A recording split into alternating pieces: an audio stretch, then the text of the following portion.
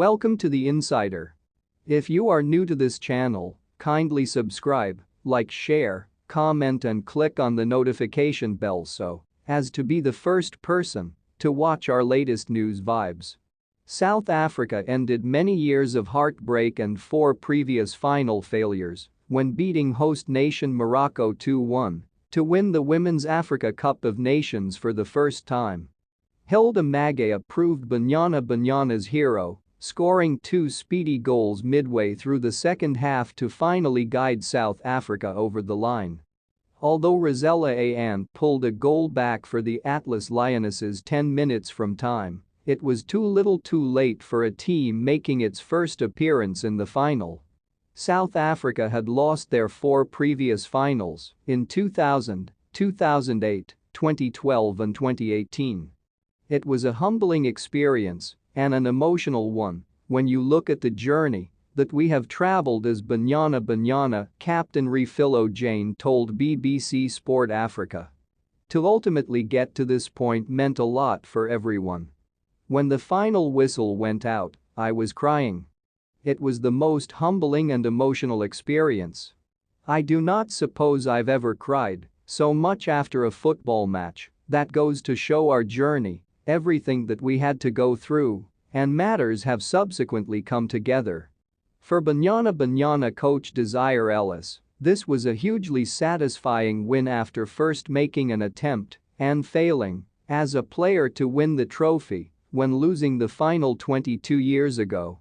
After Ellis oversaw another final defeat towards Nigeria 4 years ago from the touchline, her fees entered this tournament with a so-called mentality coach and a bid to improve positivity.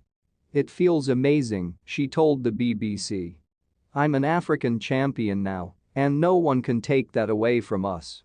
South Africa needed real composure throughout the game to silence a raucous home crowd that had filled the 53,000-seater stadium at least 2 hours before kickoff and which lit up the Rabat sky with dozens of red and white flares during the game.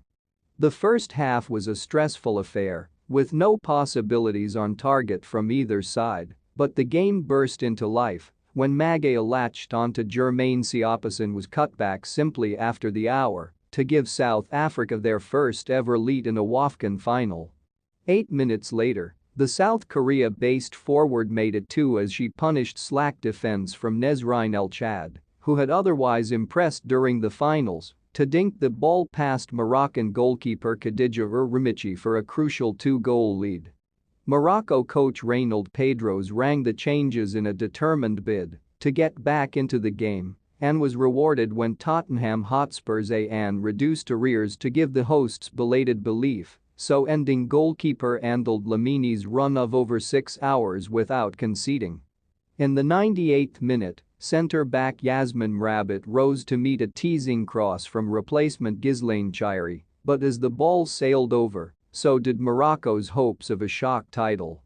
Nonetheless, the first North African hosts can reflect on not only staging a hugely successful tournament, but also achieving a maiden Women's World Cup qualification, additionally a first for the region when attaining the semi-finals.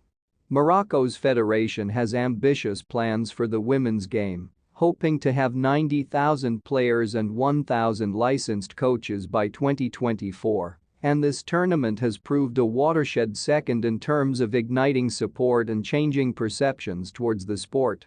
"It's disappointing that we could not get the job done, but when I get a chance to reflect, I'm going to realize what we have honestly achieved as a team. It is just incredible," Ann told BBC Sport Africa. "This is our first final, and I do not think it is going to be the last. We put the pressure on for the last 15 minutes, and if we had had an extra 5 to 10 minutes, I assume we were getting another goal.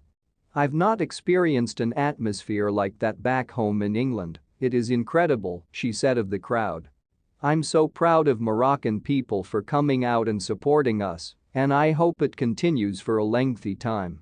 South Africa, meanwhile, have brought relief to a country ravaged by regular power cuts over the last 6 weeks and an unemployment rate approaching 35%.